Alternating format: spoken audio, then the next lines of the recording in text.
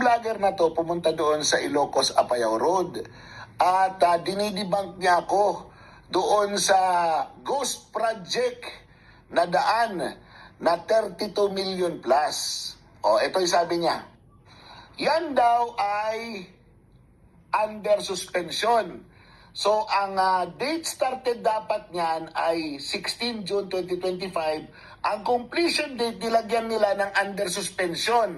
Yan ang tinatawag na pandodoktor. Pandodoktor ng isang tarpaulin. Yan ang tinatawag na tampering. Tinatamper nila. Under suspension daw. O, nang pumunta ako, wala yan. O, ayan. Klaro, o. Klaro yung sa likod, o. Yung dalawang mark, wala dyan, o. Walang nakalagay na under suspension. O, paano nagkaroon ng under suspension ng 32 million na contract? Dahil daw sa right of way? Wala naman, klaro naman eh, di ba? Ito. Ayan ang kontrata niyan. O, anong ID number niyan? 25AA0012.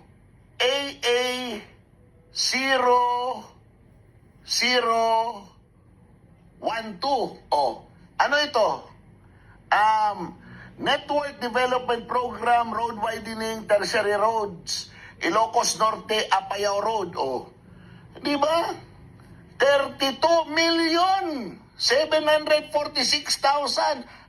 32,746,993 pesos and 32 centavos. Kanino ibinigay? Kay Zedek. O, ayan yung kontrata. Wala namang sinasabi na suspended yan. Hanggang ngayon, andyan naman yung kontrata. O, ayan yung drone shot. Saan dyan yung humaharang na bahay? Walang humaharang ng bahay dyan para sabihin na may problema sa tawag nito, easement or right of way. Pag-aari ng gobyerno yan eh. O meron nga dito sa gilid meron ng embankment. Tapos sasabihin nyo na mayroong problema sa right of way. Ninyakaw talaga yung pera. Ninyakaw talaga. Klarong-klaro, binutas-butas lang. O, kanya na to, ang lalakas ng loob ng mga itong magsinungaling sa taong bayan. Saan dyan? Yung problema ng right of way. Mga ulo to, putang ina. Magkapera lang. O ayan, may resibo, may picture kompleto. Pumunta sila doon, naging under suspension. Pero pag sinerge mo yung contract number, hindi siya suspended. Walang reason for suspension. Wala silang pinapakitang resibo, sasabihin nila, meron kami mga dokumento, asaan, boy? Asaan yung mga resibo nyo? Baka resibo ng gasolina, hotel, pambababae, panlalalaki, at kung ano-ano pang mga resibo. Pero resibo sa paggawaing bayan, wala kayo, boy. Dumami na nga kayo na gusto na nga ninyo maging Vince Dizon, hindi nyo pa itinama. Kaya gusto namin na si Vince Dizon ang pumunta na magpaliwanag dahil siya ang sekretary ng DPWH. Kayo, mukha lang kayo mga sekretaryo sa rekto. Ito yung bridge ng Dagupan-Lipay. Ito pala yung bridge na nag-viral na sinasabing nakatenga lang. Nakatenga naman talaga yun. Actually po, tapos na po yung phase 1 nito. Uy, pakita mo yung kontrata ng phase 1. Kung meron. And then yung phase 2 po, May phase yung 2, request pakita mo amount rin. to complete. Request 60 amount to million complete. pa. Yung ilalaan ng pondo Pakita mo resibo, boy. para makompleto itong bridge na ito. Hinihintay, kaya nga request.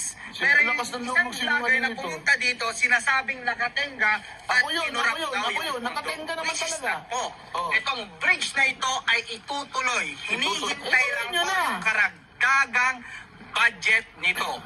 Okay? Papaliwanagan kita sa kanisinungalingan mo, boy, ha? Una, walang tulay na face by face ginagawa. Ang tulay ginagawa yan ng buo. Saan ka ba nakakuha naman yan?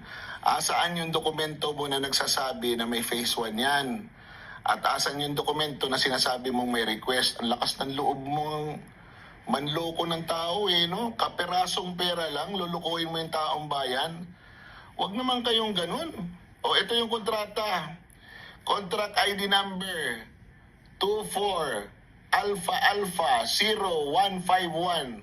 SIPAG, access roads and or bridges from the national roads leading to major strategic public buildings, facilities. Construction of Dagupan Lipay Bridge, Vintar, Ilocos Norte. Location of the contract, Vintar, Ilocos Norte. Klaro ha? Construction of Dagupan Lipay Bridge. Hindi sinabing construction of phase 1 of Lipay Dagupan Bridge. Hindi sinabing ganun. Ngayon, sino ang contractor dito? Kata Builders and Supplies. O, ayan o, nandyan. O, ngayon, magkano? 57,613,056 and 83 centavos. Tapos magre-request kayo ng 60 million pa. Ganon? Yung tulay na yan? Ipakita nyo yung resibo nyo. Dahil ito yung resibo niyan.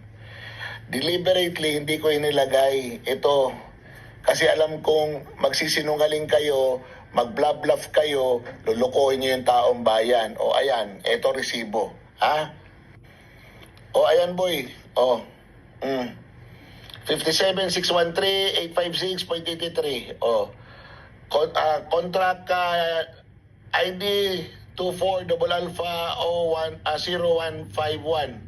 O ayan. Construction of the Dagupan Lipay Bridge, Vintar, Ilocos Norte. Location, Vintar, Ilocos Norte. Hindi sinabi na construction of bridge phase 1. Wala. O. District Engineer Glenn C. Miguel, Catherine T. Leoncio, owner-manager ng Casa Builders and Supplies. O. Wala kayong resibo, huwag kayong magsalita ng ganyan, niloloko nyo lang yung taong bayan sa kapirasong pera yung binibigay sa'yo, na galing din sa nakaw, sa pera namin ng taong bayan. Maawa naman kayo, ha? Huwag kayong masyadong mayabang na pag magsalita kayo, kunyari tumingin ka sa cellphone mo na may kontrata kayo, ilapag mo boy. Hindi pwedeng ganyan, ha? Huwag nyong lulukohin ang taong bayan. Dahil pag, huwag ganon, huwag ganon. Hindi tama yun. Ha? Pwede maghanap buhay. Huwag manloloko. Ha? Sino pangalan mo? Uncle? Uncle pa naman pangalan mo. O, Uncle! Ha? Huwag po! Huwag po! O, paano? O, sayang si Mang Kanor!